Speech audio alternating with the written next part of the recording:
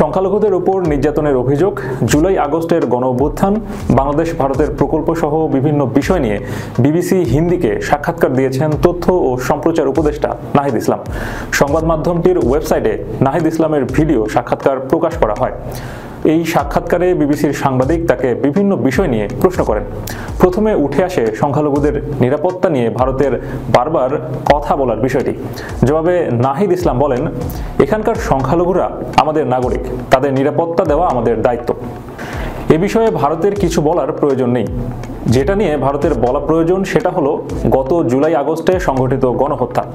বরং এই প্রশ্ন করা যেতে পারে, বাংলাদেশের বর্তমান চ্যালেঞ্জ মোকাবেলায় ভারত কী ধরনের সাহায্য করতে পারে, এ বিষয়ে কথা বলার প্রয়োজন।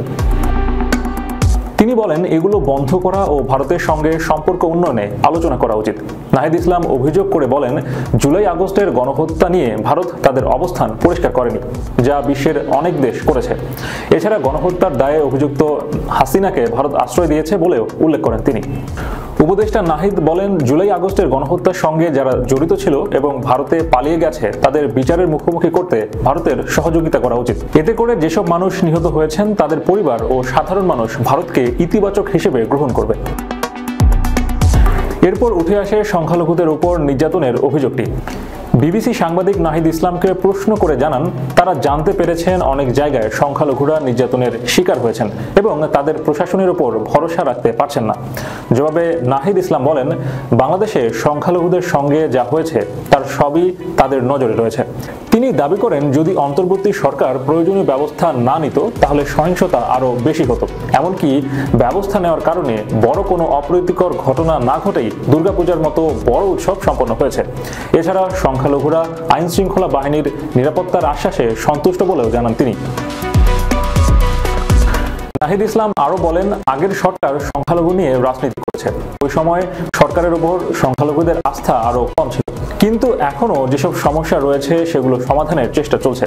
এজন্য তাদের সময় দিতে হবে। বিবিসির সাংবাদিক নাহিদ ইসলামকে প্রশ্ন করেন, আওয়ামী লীগের পতন হওয়ায় বাংলাদেশের উগ্র সংগঠনের তৎপরতা বাড়তে পারে কিনা।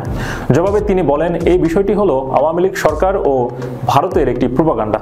তারা এসব বলে মানুষকে বোঝাতে চেয়েছে তারা ক্ষমতায় না থাকলে বাংলাদেশে এই উগ্রবাদিতা বাড়বে।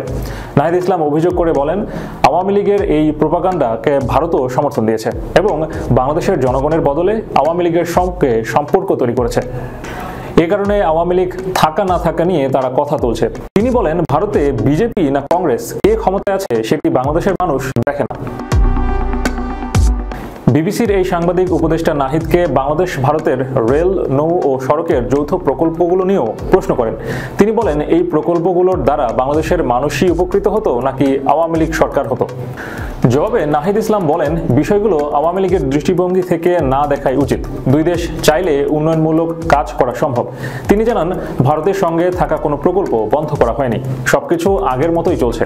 তিনি আরও জানান, ভারত সহ অন্যান্য যেসব দেশের সঙ্গে প্রকল্প চলছে সেগুলো পর্যালোচনা করা হচ্ছে, দেখা হচ্ছে এগুলোতে কোনো দুর্নীতি হয়েছে কিনা।